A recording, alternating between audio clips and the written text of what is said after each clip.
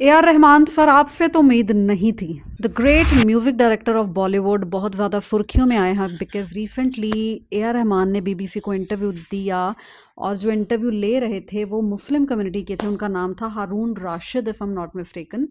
तो इंटरव्यू के दौरान जब कुछ ए आर रहमान जी से सवाल पूछे गए तो उन्होंने ये बोला कि मुझे पिछले 8 सालों से बॉलीवुड में काम नहीं मिल रहा है ड्यू टू कम्युनल थिंग, यानी कि जात पात की वजह से उनको काम नहीं मिल रहा है। उनका ये मानना था कि जो अब मेन लीड में है वो हिंदू कम्युनिटी के लोग हैं, जिसकी वजह से बीइंग मुस्लिम उनको काम कोई नहीं दे रहा है। मतलब ये क्या था ये? It was very shocking. आपको काम नहीं मिला। छावा का टाइटल ट्रैक किसका था? उसमें से करोड़ों रुपया किसको बना? वंदे मातरम जो आपका सॉन्ग है, द वर्ल्ड फेमस सॉन्ग, आज भी 26 जनवरी 15 अगस्त को बजता है। कितना प्यार मिला है हिंदुस्तानियों से आपको, कितना प्यार। आप ये शायद बात बीबीसी के चैनल पे इसलिए बोल पाए क्योंकि आप इंडिया में रहते हैं।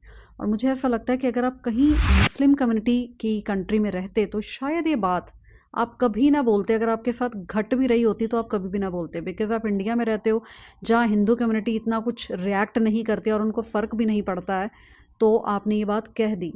लेटेस्ट एक मूवी आ रही है रामायणा, बहुत बड़े बजट की मूवी है। उसका म्यूज़िक डायरेक्टर कौन है? ए आर रहमान जी, जहाँ तक मुझे पता है।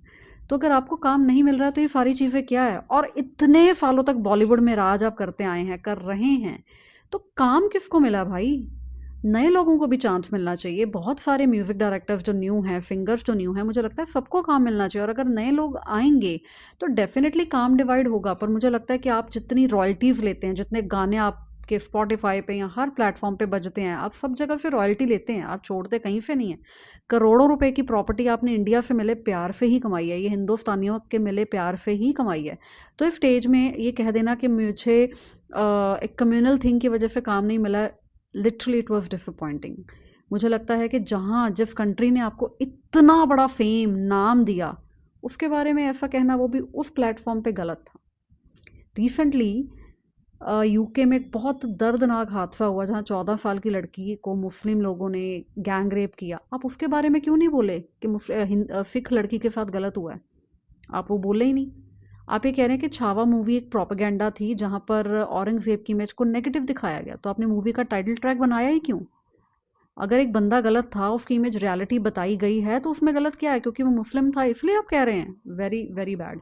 हर चीज़ हम लोग एक जात पात पे लेके ख़त्म कर देते हैं, ये रियली गलत है। और मुझे लगता है हिंदुस्तानी ही ऐसा करते हैं बिकॉज उनको पता है कि हिंदुस्तान के लोग, जो हिंदू लोग हैं, वो इतना रिएक्ट नहीं करेंगे। पर मुझे लगता है कि हिंदू कम्युनिटी ही सबसे स्ट्रॉन्ग कम्युनिटी है जो इन छोटी छोटी